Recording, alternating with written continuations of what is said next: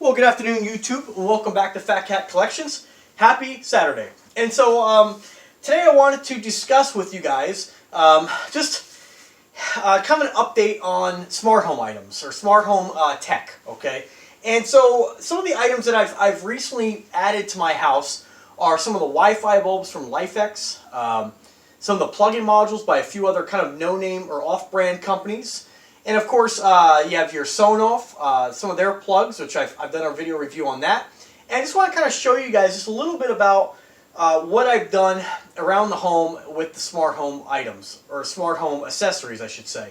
So first and foremost, what is a smart home? It's, smart home, that term gets kicked around a lot. Basically, a smart home is just having items in the house that are more, I guess, that you're more in control of. That's what I think of when I think of smart home. And so what I mean by that is I like the ability, not necessarily to be lazy, but I like the ability to be able to turn my lights on and off remotely, okay? And not only can you set timers to do all those things, I like the idea of being able to always know that no matter what happens, I can light up the house no matter where I'm at in the event that motion's detected somewhere in the backyard, motion's detected somewhere in the front yard, if a break-in occurs, whatever the reason, I could always opt to light this house up from wherever I'm at based on a notification, and I like that. In addition, one of the other devices I have is a smart home thermostat. I love the ability to be able to turn up the temperature from anywhere I'm at, turn down the temperature from anywhere I'm at, and with the voice control systems by Amazon and Google, I can do that from bed. So if I'm laying in bed and I'm a little cold, all I gotta do is send out a voice command and it'll adjust the thermostat. And I think that's just fantastic, A couple of the things that I most recently picked up is a device called the Foo Bot. The company was nice enough to send me one of those, and what that is an environment monitor. It picks up basically carcinogens, it picks up dust, it picks up volatile particles, monitors humidity and temperature. And so what I've done is I have that in the bedroom as just a secondary monitor for temperature in there. So and I can set that to, let's just say if the temperature in the bedroom rises to a certain temperature, right? I can have it to automatically turn off the thermostat. So it's like having a second thermostat in your house. It just gives you a little more control. And it's got carbon monoxide, CO2 detection, things to keep you safe and monitor your air quality. Because we spend a lot of time in our homes, and lots of things can leach chemicals into the air, from paints to things in your home, furniture, all that stuff. So it's nice to be able to know what it is that you're breathing. Okay. Another thing I just added by a company called iWallDock.com. I urge you to check them out. They make an awesome in-wall iPad mount. You can get it for all the iPads that they make. And it allows you basically to flush mount an iPad in your wall with minimal disturbance to the wall, and it allows you on the Simply Dock to actually charge the device while it's in the wall. So let's face it, we know that lots of times we'll get an iPad and a few years later we just don't use it anymore, right? We all have that iPad or tablet laying around. And what's really nice with this company is they make specific devices specific docks to the iPad. So rather than have your iPad with the cord hanging, looking ugly on your desk, whatever, and it's just sitting there most of the time, you can always have it charged up in the wall, ready to be undocked, and you can use it for, I use mine as a secondary switch. So on mine, I have it set up where I have the weather. I'll go ahead and show you. Why don't we take a look at that? So we'll just go over here where I have this mounted on the wall. As you can see right here, I have my security system by Zomato on right now. And so you can see I have, I have 9 different cameras. And naturally, I'm just showing 4 of them right now. We have my driveway, my living room, 2 cameras mounted, one upstairs and one outside, showing my whole driveway. Then, of course, you have the Lifx T5 smart thermostat next to that. And so, of course, I have a picture frame right here. And what's nice about this here is if I can go ahead and just, if I want to go over here, and let's say I just want to have the weather on, right? Or let's check out the Foo Bot, right? So that's that smart home, the environment monitor I just told you about. So you can see it's showing the particles per million right there. It's showing the temperature in the house, the humidity, and I can check for fine particles. I can check for volatile compounds in the house, or just right there for what is the air quality in my bedroom right now. It's at a 7. So naturally, we're within the threshold for healthy air quality. And you can just leave this on, which is what I normally do, and you always have that, and I think it looks really cool next to the thermostat. Another thing you can do with this here, naturally, I have my weather channel. So this looks really great on the wall here. If I just want to go ahead and have my local weather be on the wall right there, you got the local weather. One nice thing that's kind of cool, another thing I thought about doing, I love turning up the music in the house and rocking out to some tunes. What I've done is I put Spectrum View, another app on there, and there's several apps. Basically, they're spectrum analyzers, and so what you do is you just open that up, and then the mic in the iPad actually will show you the spectrum analyzer showing, like, you know, it's like an EQ basically. So you can see right now, my voice is being detected. So I thought it looked really cool the other night having the music up and just having that with the lights blue. It was just really kind of cool to have that, right? So we'll just go back to the Zomato cameras. Oh, let me show you one more thing here. So of course, I have the LIFX bulbs throughout the house. And so here you have the Lifx app open. And so it's going to show right now the lights that are on in the living room. Shows you what the colors are set to or were set to. So you see right now the living room cans right here. You have 1, 2, which are the ones behind us over there. And then we should have the entryway light. But for whatever reason or another, that one has actually become... Oh, there it goes. So we'll turn that back on. And... Whoops. So naturally, like I always say with smart home stuff, sometimes they just got to be rebooted. And so that's obviously the issue we're having right there. So we're just going to go over to that. So it's become disconnected. The kitchen lights become disconnected. And sometimes, for whatever reason, you just got to reboot things. So naturally, you just got to turn them off, turn them back on, and then they'll just reconnect to the network. Sometimes I've noticed sometimes you get an IP conflict. Other times you just got to reboot your router. We all know with any kind of smart home stuff, like your phone, anything else electronic, it just always seems to have to be... Oops, wrong switch. There we go. So and that'll fire back up and then work. One thing I noticed that for some reason with the iPad app, you tend to get more issues like that with the actual iPad app than you do with the Android ones. I'm not really sure why that is. I'm just going to close the app right now. Close all these down actually. Go back to Zomato. And so we're just loading that up right now. And of course we have the camera system back online. Expand. That's the only thing with the Zomato one. You have to expand it to really get it to force itself into landscape mode. It's just something with the app. It just doesn't work perfectly, but it still works. It's nice to have the camera system right there and the smart thermostat right alongside that. Of course, here we have a Z-Wave switch, which this is actually voice control as well. If I can show you that there. And how this works is Z-Wave needs something to communicate with it. It doesn't connect directly to the internet. It's a Z-Wave mesh network. So I only have one switch, but what happens is, and I'm going to go ahead and put you down for a second here. What happens is, I have a Smartthings hub in order to control the Z-Wave. So what I can do, and I'm going to show you an example right here. I can say, hey Google, turn off the living room track lighting. Sure, turning the living room track lighting off. And so the track lighting went off. And I can say, hey Google,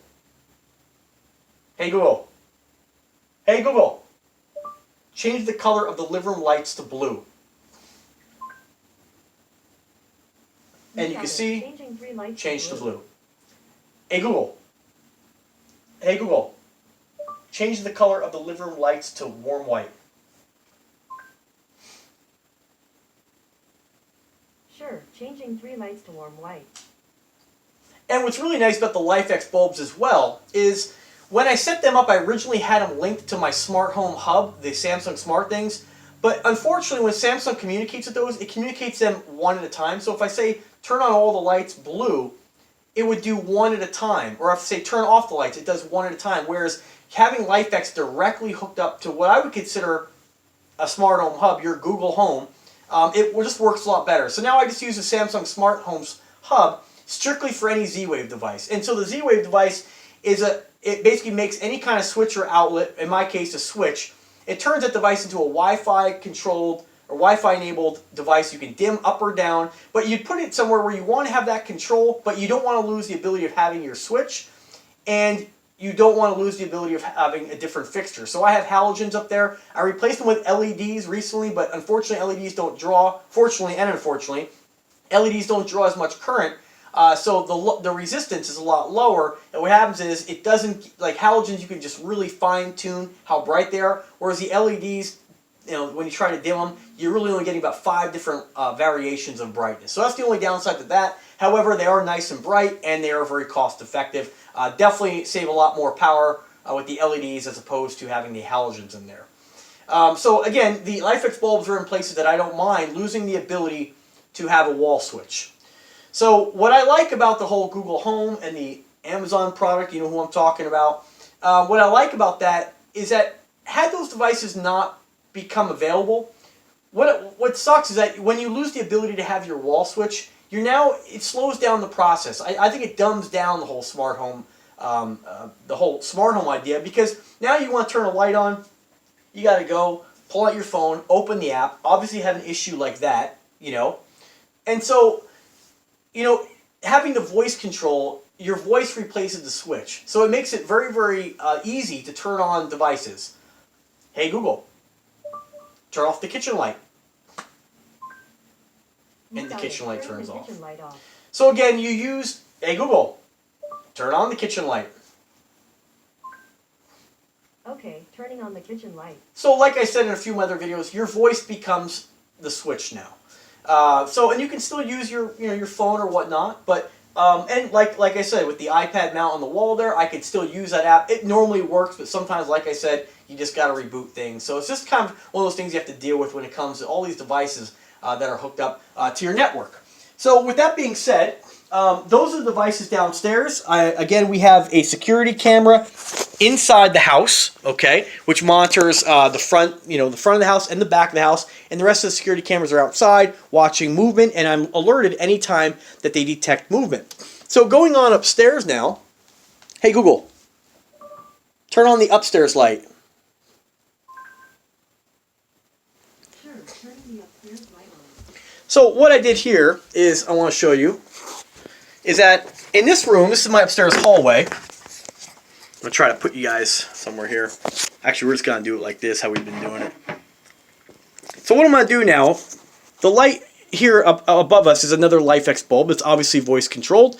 And behind, we have a chandelier that I've replaced with some of these kind of retro looking LED bulbs. Now, here's what I find kind of cool about this here, is, I'm going to go ahead and turn these on so we have some light in here. Okay, so what I've done is I've turned that light on, and what I've done is there's some devices in the house that I haven't really put on voice control yet, right? And so what I'm using here, I have this chandelier plugged into a X10 device, a dimmable appliance module. Now X10 is an old protocol used a long time ago before Wi-Fi and Z-Wave, and basically what it did is you had a transceiver module you plug into the wall. In this case, we have a wall-mounted switch, which actually looks really nice. You have 3 different devices you can put on this here. And what you do is you just basically set the house code, you set the device number 1 through 16, and then what happens is when you press that button, it sends a signal to the transceiver, a radio frequency signal. The transceiver sends a signal through the house wiring, which triggers the light to come on.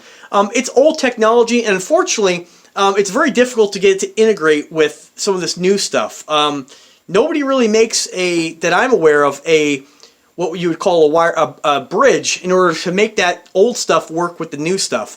And it's unfortunate because I have a lot of those X10 modules laying around I'd like to use, but for the price of what I mentioned, the Sonoff switches, or the Wi-Fi switch, $5, you take an extension cord, cut it, put that on, and now you have a much more reliable smart switch. And what I mean by that is I have one hooked up to this lamp right here, so I can say, hey Google, turn on the bookshelf light. And you can see she clicks on. Same thing in the bedroom here. We're going to go over here. And I am going to talk a little bit more about the Z-Wave stuff.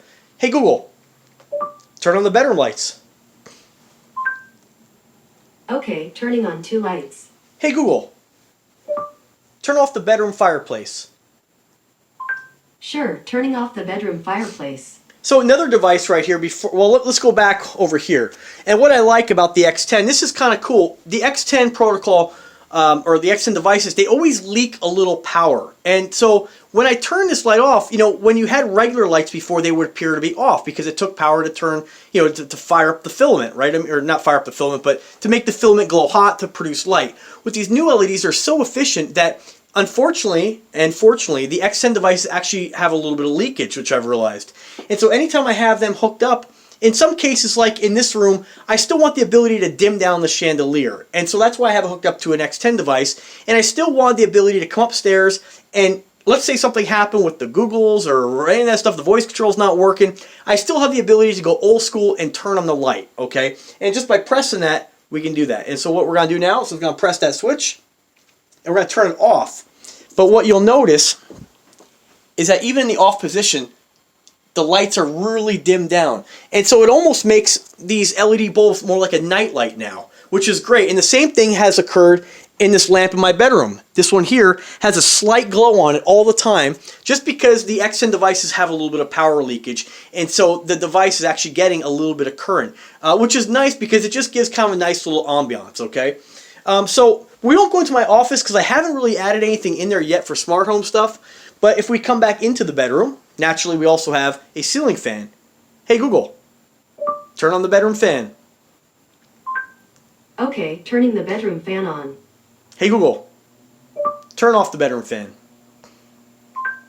Okay, turning off And there the you go. bedroom fan. The other device I just added, a company, Foo Bot, was so nice to send me this. This device right here is a Wi-Fi smart home environment monitor. And what that does, it detects carbon monoxide, CO2 levels, volatile compounds, and of course, what's the other one? Like dust and pollen, stuff like that. So it detects a whole slew of different things with its sensors. And what happens is, in the event that this device picks up anything that could possibly be unhealthy for your body, this will glow from blue and it'll slowly get down to here.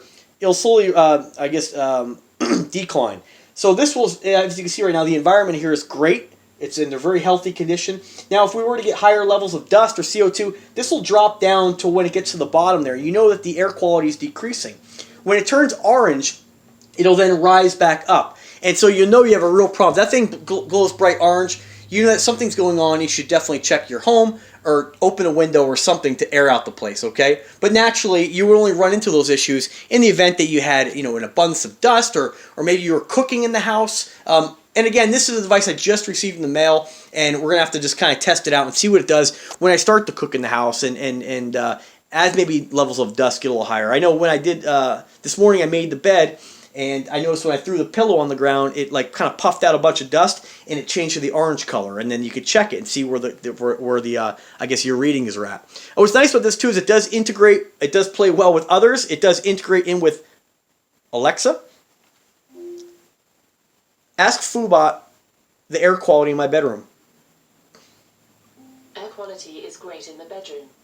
So there you go, and you can do a lot more things with that. The nice thing about it too is in the event that, let's say I get an air filter, I can actually set this with the smart home devices to set a threshold. So let's just say the temperature reaches a certain degree in here. I can have that communicate with the ceiling fan to kick on, or let's say that the air quality in the bedroom gets poor. You could have it trigger with some of the smart home plug-in modules by Sonoff. You could have it trigger an air filter or air filter to kick on. So really interesting, lots of neat stuff you can do with that. As far as anything else, you might be asking what kind of router am I using? I'll go ahead and show you right here.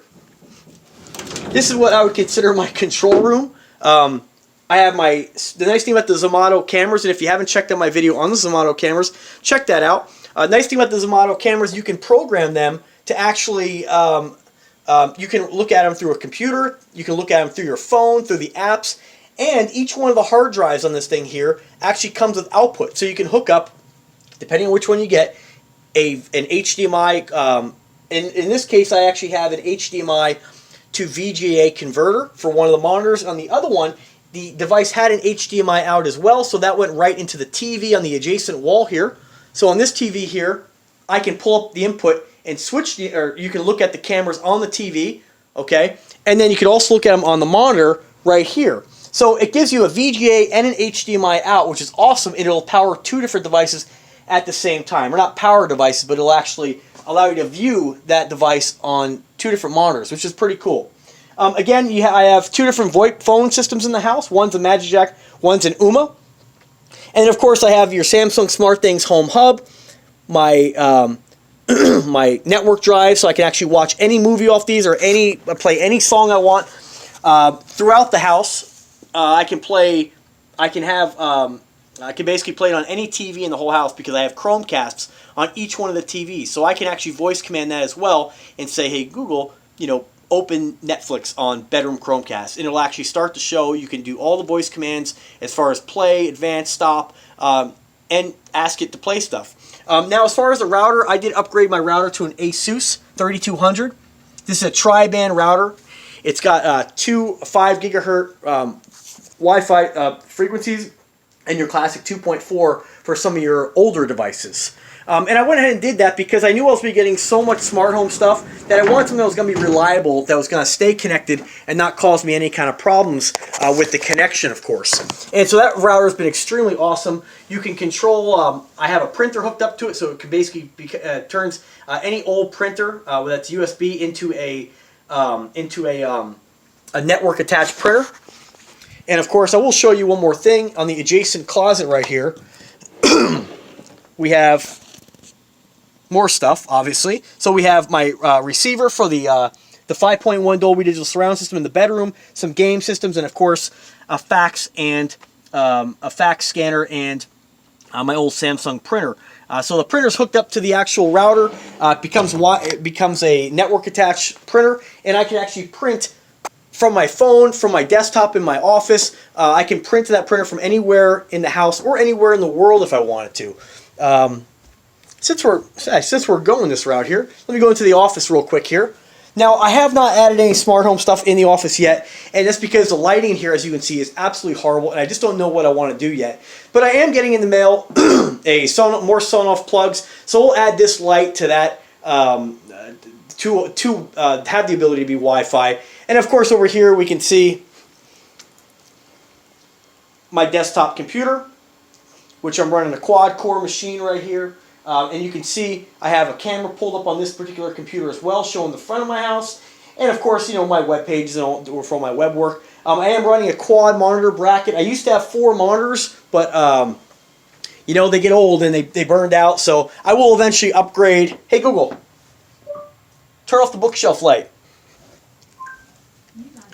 And I will upgrade eventually to a couple, 30-inch monitors. But right now I have those 19s, and they work. They suffice for now. And I might as well, why get rid of them just quite yet if they're still working, So really, that's about the items that I've added. Oh, one more thing. I just want to show you one more thing, guys. I know this is a long video, and, I'm kind of throwing a lot of stuff out at you here, but one more thing I've done with this, and this is great for Christmas time or whatever, but hey, Google, turn on the backyard lights.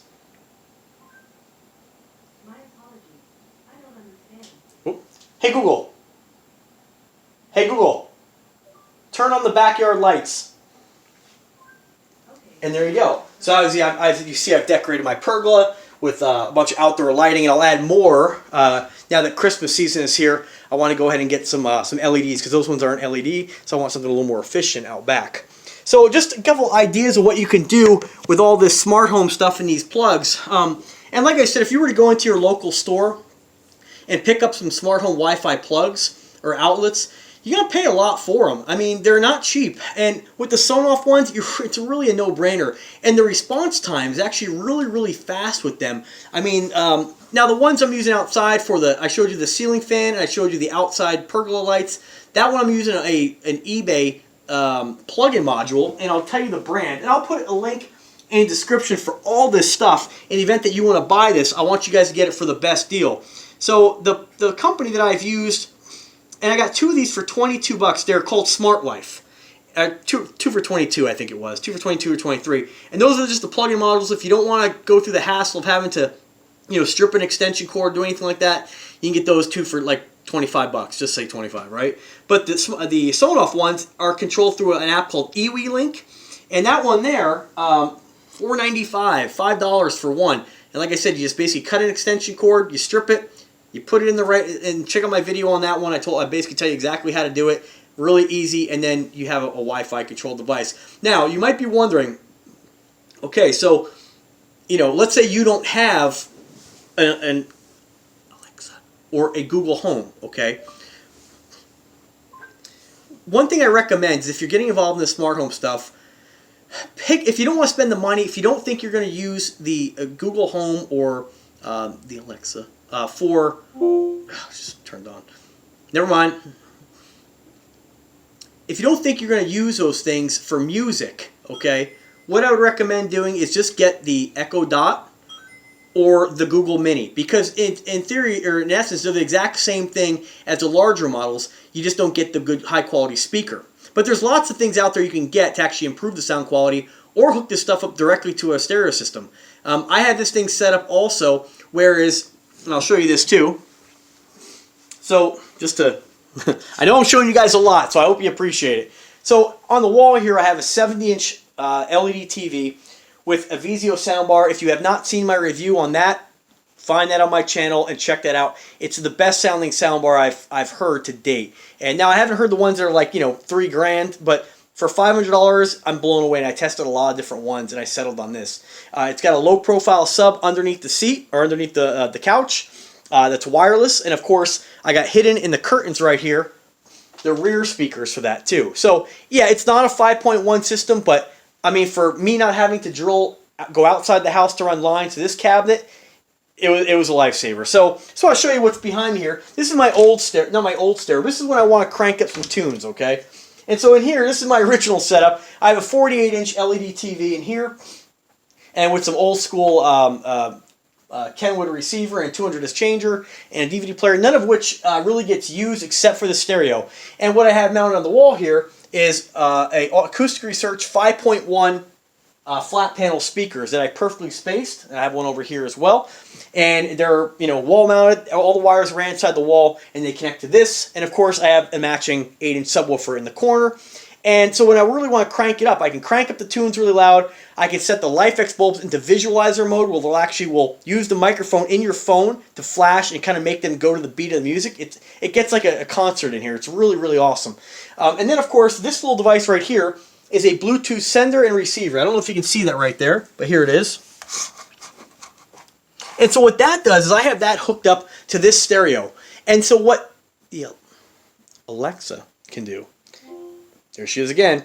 What she can do is actually, I have that set in the app to actually, I'm going to move this so I don't bang my head here and close it. What that'll do is I can have her disconnect from her own speaker and then connect to any of my Bluetooth devices that I've set. So I've connected that to the receiver, of course, and that is set in a receiver mode. So what happens is if I want to play Pandora and I want to listen to it on this stereo, I can use her I can voice control her to play Pandora, skip songs, whatever I want to do, Spotify, local radio, whatever, and it'll send that signal Bluetooth to that particular stereo. I can do the same thing with, I have in the bathrooms, I have a couple inexpensive LED lights that actually I leave on all the time. They're just for ambiance. And those ones there have a built-in speaker. So when I'm taking a shower, I can have it connect to that and do the same thing. So, and because I haven't ran home audio or in-ceiling speakers yet, which I will at a later date, where I can wire up the entire house and have one stereo that'll be, and I'll probably have her linked up somehow, similar to this, but with a stereo that's dedicated just for in-ceiling speakers. So you have whole home audio throughout your whole house. Other cool thing I've done is I have in the garage a wireless Bluetooth speaker that's also connected to the Alexa app. Good, she didn't come on. And so I can just say, hey, I want to connect that speaker, and it'll connect to the speaker in the garage in the event that I'm out there working or something like that. Or I can take that speaker and be portable, bring it to the backyard in the nice weather if I want to sit out there, and you get the point. So you can really have music wherever you want. Also, when you sign up for Google Red, since we're talking about home audio, if you have a Google in any room, you can actually set it to actually play music through YouTube Red to all Google speakers in your home at the same time. So if I want to have this speaker, my office a mini, and the one in my bedroom on, having whole home audio right now, I can just by using the YouTube Red app, which is $10 a month. If you don't have that, it will only allow you to cast to one device at one time. So that's the only downfall. So I think it's worth it for me to pay that. I don't know. That's me. Anything else? I don't think there's anything else really that I've done other than those items there. I have the Alexa hidden right now underneath the TV. You can still see it, but her mic still works on there, obviously. And yeah, that's really about it. So I hope I gave you all the information you want here for any of the smart home stuff. I just wanted to share with you guys some of the things that I have that I've done in my home that make it more convenient and allow me to enjoy media anywhere throughout the whole house and have a lot of control just by using my voice. Like I said, it's really nice to get off work and know that I'm going to come home to a well-lit house, or know that if I'm, let's say, up at my folks' house, I want to turn on some lights, I can. It's just a really nice security feature. And of course, with some of the indoor cameras, I can actually listen and speak through that as well. So in the event that, something was, sketchy going on, I could actually say a warning, and then the police department can be called. So a lot of security, a lot of peace of mind, and I think it's just this smart home stuff is absolutely fantastic. I'm not really sure what device I got coming next. Hopefully, I'm trying to work a deal to get my hands on one of those automatic vacuums. I think that'd be the next step to limit the dust and improve the air quality, because it's something that you can leave on, set it, and forget it. You don't have to worry about vacuuming yourself. So that's it, guys. That's my 30-minute video on all the smart home items that I've integrated into my home. Tell me what you guys think. Tell me if you guys have something or maybe something I don't know about. Leave a comment leave it in the comment section. And man, thanks again for watching. Remember to subscribe to the channel if you like the content. And I'll put a link to all this stuff in the description. All right, guys, have a wonderful day.